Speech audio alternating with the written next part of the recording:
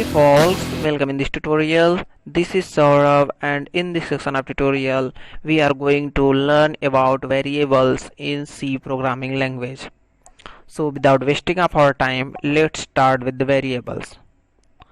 Many of you are already aware with the name of variables if you have a knowledge of more than one programming language. So what is variable? So a variable is the name of the memory location. Means we can use it to store the data or value in it, and we can change the value or data of that variables at any time during the program.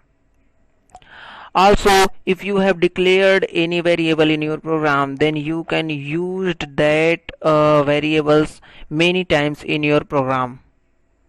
And in the second step, it is a way to represent memory location through symbol. So if we declared any variables, so it will also represent or give us a indication to understand it by the symbol. So by symbol we can easily identify the variables, that which variable is this and which variable is this. And in third, which is very important topic in C variables, that is rules for defining variables. So there is a three rules I have listed down here. So first one is a variable can have digit, alphabet or underscore.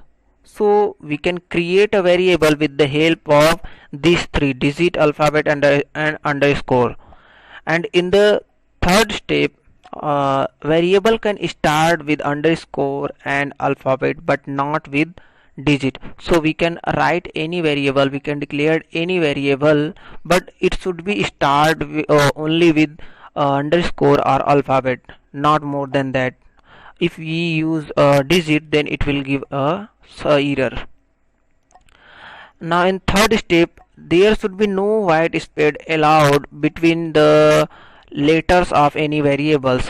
So we should put this into the mind that if suddenly we put any white space between the variable, then it will show us a error in our console.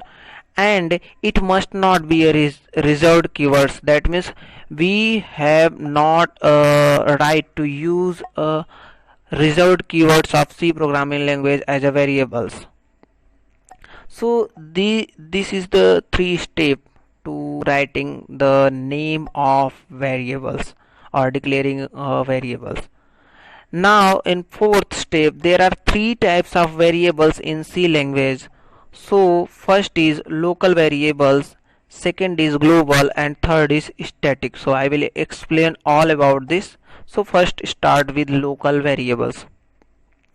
So a variable that is declared inside the function or block is called a local variables. It must be declared at the start of the block. I will tell you in the code block that what is local variable. So this is our method, you can also say a function. So a local variable should declared inside this block. So inside this block means here, and we can declare a local variable here with the name num is equal to 10. So this is local variable which is inside the block or method local variable. And after that there is another one, that is global variable. So a variable that is declared outside of the function or block is called a local global variable.